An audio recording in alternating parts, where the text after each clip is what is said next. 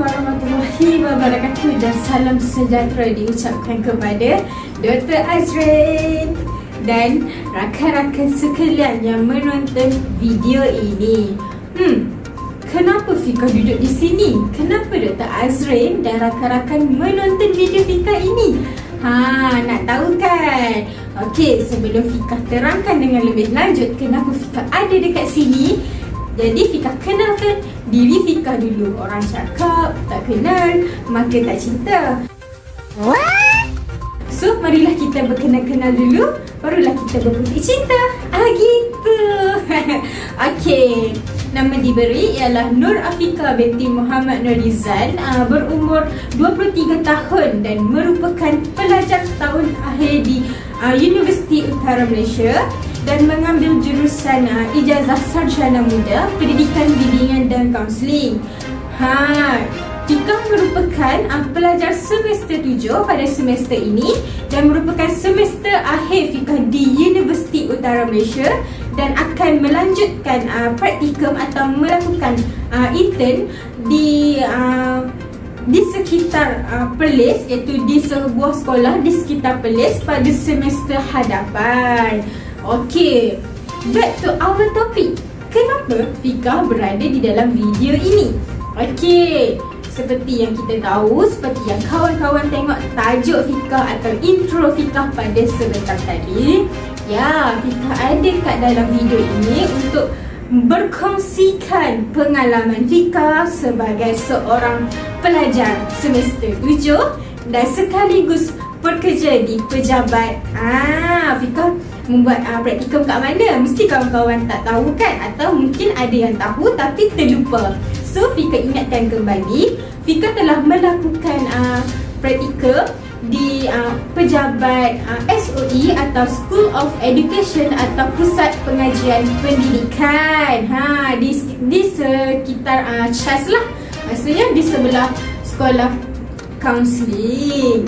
Okey, di sana Fika melakukan bersama lagi 20 orang rakan Fika, maksudnya 20 campur Fika, jadi 21 orang dan kami dibahagikan kepada 3 kumpulan dan satu kumpulan ialah 7 orang.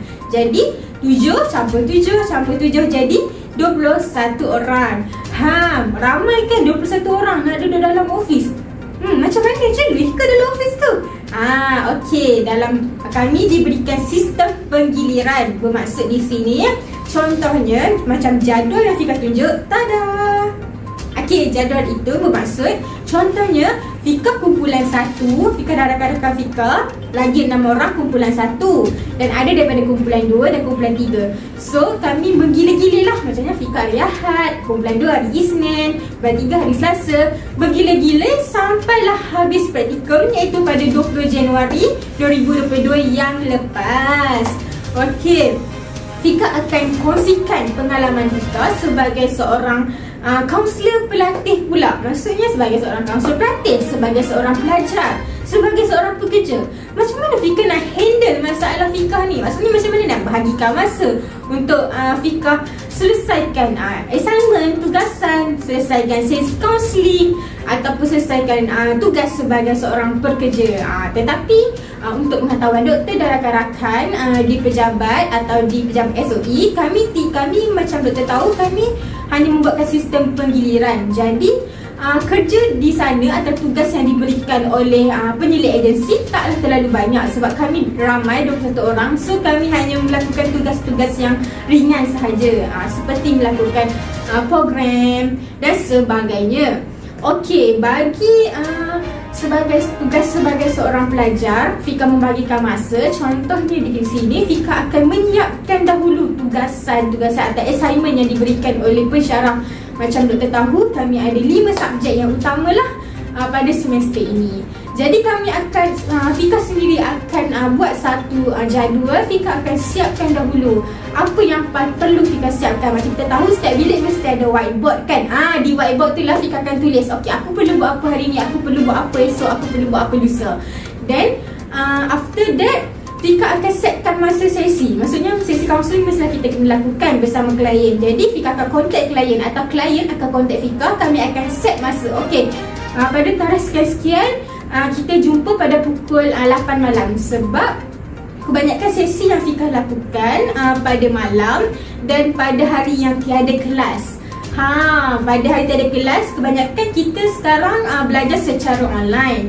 Dan ramai klien Fika sebenarnya ramai daripada pelajar daripada UM dan ramai juga orang luar, maksudnya orang awam. So mereka tidaklah mempunyai kentangan masa dan mereka valid saja bila masa. So Fika akan set time dengan mereka. Okay, saya akan lakukan pada pukul berapa dan diorang okay, diorang on, diorang setuju. So pada masa itu kita akan lakukan sesi kaunseling dan Alhamdulillah sesi kaunseling selesai dengan jayanya. Hanya tinggal beberapa saja report dan hampir selesai.